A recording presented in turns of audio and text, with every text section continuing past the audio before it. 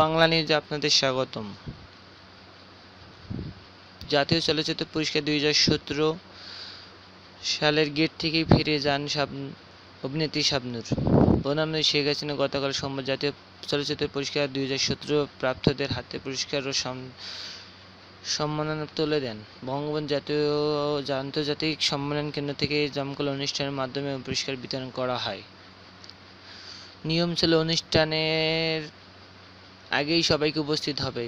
অনুষ্ঠান শুরু হওয়ার পর গেট লাগানোর পর কাউকে ঢুকতে দেওয়া হবে না, কিন্তু শাবনূর যানজটের কারণে একটু লেট হয়ে আসায় তাকে গেট থেকে ফিরে যাওয়া হয়। এ নিয়ে তার মন্তব্য ছিল যে আমাকে গেট থেকে ফিরে দেওয়া হলো, তাতে আমার কোনো দুঃখ নেই, কিন্তু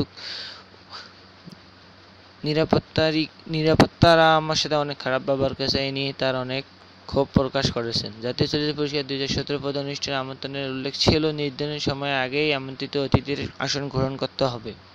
তবে এই কারণে কোনো ক্ষোভ প্রকাশ না করে শাবনূর নিজের নিরাপত্তা কর্মকর্তাদের কাছে দুঃখ প্রকাশ করেছেন বলে উপস্থিত একাধিক অতিথি বিষয়টি নিশ্চিত করেছেন। শাবনূর যানজট থাকায় দেরি হয়ে গেছে, বিষয়টি নিয়ে আমি বিব্রত, কারণ প্রধানমন্ত্রীর আগেই আমাদের পৌঁছানো উচিত ছিল। আমরা তো ওনার চেয়ে গুরুত্বপূর্ণ কিংবা ব্যস্ত নই। বাংলা নিউজে আপনাদের স্বাগতম। সব ধরনের বাংলা নিউজ পেতে চ্যানেলটি লাইক, শেয়ার ও সাবস্ক্রাইব করুন। ধন্যবাদ।